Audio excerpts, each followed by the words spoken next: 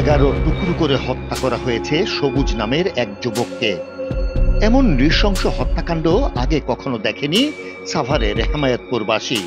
যেন একদল দুর্বৃত্তের নির্মমতার বহিঃপ্রকাশ।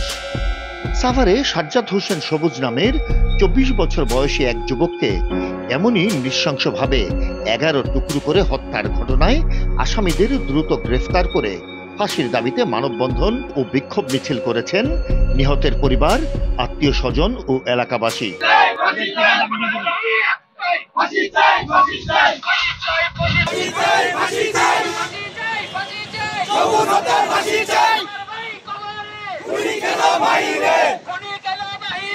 আমার ভাই কবরে, সবুজ একজন ভালো মানুষ ছিল এবং এই রমজান মাসে উনি 5 ওয়াক্ত নামাজ পড়ছে, রোজা রাখছে, খুবই ভদ্র, তার কোনো উশৃঙ্খলতার আমরা কখনো দেখি নাই। কি কারণে তাকে 11টি টুকরা করা হয়েছে, কি কারণে হইল এটা আমাদের কোনো বোধগম্য হচ্ছে না। আমরা এই অন্তর্বর্তী সরকার, নোবেল বিজয়ী ডক্টর ইউনূস সাহেবের কাছে বিচার চাবো। সবুজ আমার আপন ভাইয়া, সম্পূর্ণ সে ভালো কাজের সাথে জড়িত থাকতো। এই যে বৃহস্পতিবার দিন ভোর 6টা বাজে সে কোথায় বেরিয়ে গেল, সে আমরা শুক্রবার দিন রাত 9টার পরে তার লাশ পাইলাম। যাই হোক, যেভাবে এই খুনিরা, পাষণ্ড খুনিরা তাকে মেরে ফেলছে, আমরা তাদের ফাঁসি চাই।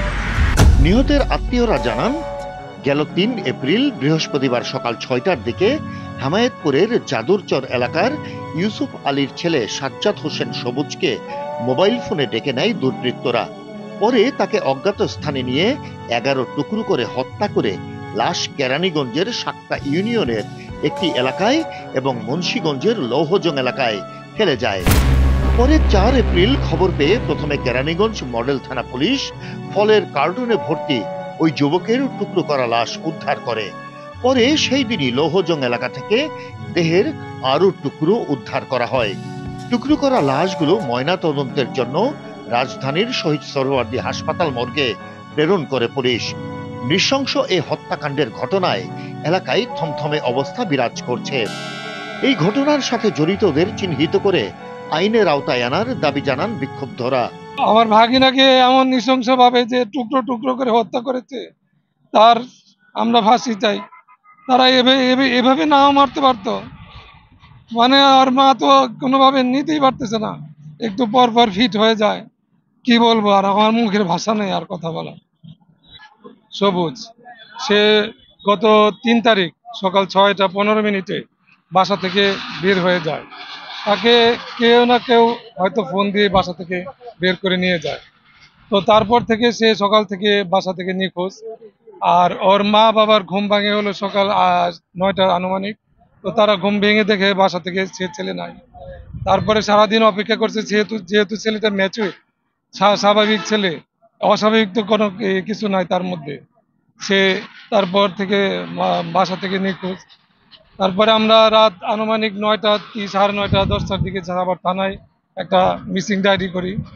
তো সাভার থানায়, হ্যাঁ, তো মিসিং ডায়েরি করার পরে আমরা ওই চলে আসি। তারপর দিন আবার আমরা বের হই। কোনো না কোনোভাবে আমাদের কাছে পিবিআই পুলিশ আমাদের কাছে ইনফরমেশন দেয় যে আপনাদের ভাগিনা, মানে ওর লাশ পাওয়া গেছে আর কি। তো আমরা আর কি মেনে নিতে পারতেছি না, ছেলেটা 5 ওয়াক্ত নামাজি। সম্প্রতি সাভার মডেল থানায় অজ্ঞাত আসামিদের নামে একটি মামলা দায়ের করে নিহতের পরিবার। আমাদের সমাজে অনেক অপরাধীরা মুখোশ পরে ঘুরে বেড়াচ্ছে, যাদের দেখে চেনার উপায় নেই যে তারা ভয়ঙ্কর গ্যাং সদস্য। তাই এদের কাছ থেকে সতর্ক থাকুন, সচেতন থাকুন। Desk report, CNI news 24।